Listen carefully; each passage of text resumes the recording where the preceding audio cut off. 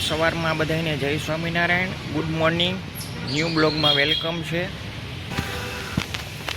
જોઈ લ્યો છે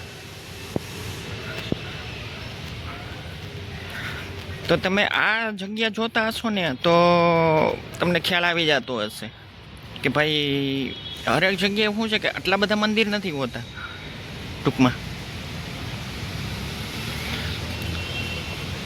છે. અને આ બાજુથી જોવો ને તો એન્ટ્રી છે.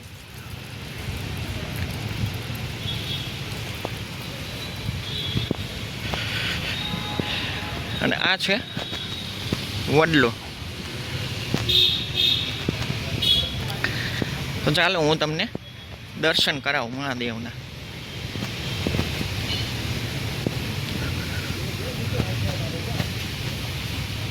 જોઈ લ્યો છે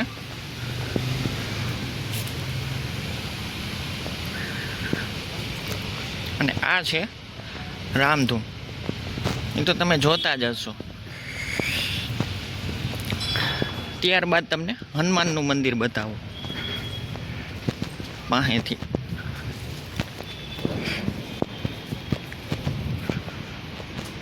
સોરી, આ છે દશામાનું મંદિર અને પાછળની સાઈડે છે. અને આ છે રામધૂનનું. રામધૂન એ કરી શકો, કથાઈ કરી શકો અને સપ્તાહ બેહાડી હોય તો એ થઈ શકે છે. અને જગ્યાની વાત કરીને તો કે કોઈ આપણે કહી જ નથી શકતા. અને આ સાઈડ જુઓ ને તો કે બધી બાજુ ઝાડવા છે.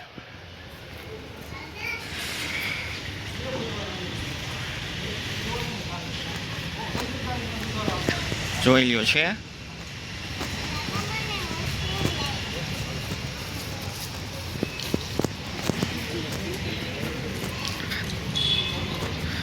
તો હું તમને બતાડું મંદિર. એ તો તમે જોતા જ હશો. એ તો મેં તમને પહેલાંય બતાવી દીધા.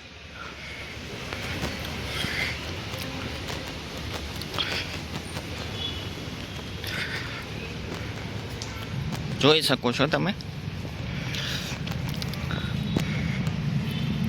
શું છે કે મેં કીધું ચાલો આજે એક મંદિરનો વિડીયો લઈ લઈ. પછી તો શું છે કે આપણે જવું છે બહાર ગામ, તો આપણે શું છે કે લઈ નહીં શકીએ, એટલા માટે કીધું લઈ લઈ. તો તમને હનુમાનજીનું મંદિર બતાવું. પાસેથી નજારો જોઈ લ્યો તમે. આ છે હનુમાનનું મંદિર. એ તો હરેક જગ્યાએ હોય છે, એ તો હું તમને કહું જ છું. અને એ તમે જોતા જ હશો.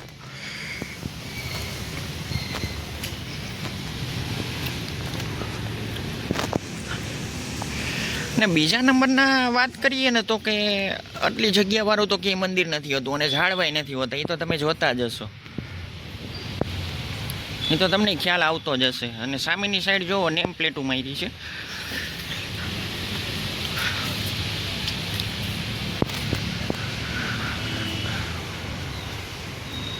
અને આ વડલો છે અને આ સિટિંગ છે. ને મારો વિડીયો તમને ગમ્યો હોય તો એક લાઈક આપી દેજો, શેર કરી દેજો ને સબસ્ક્રાઈબ કરી દેજો. તો મારા વિડીયોને અહીંયા એન્ડ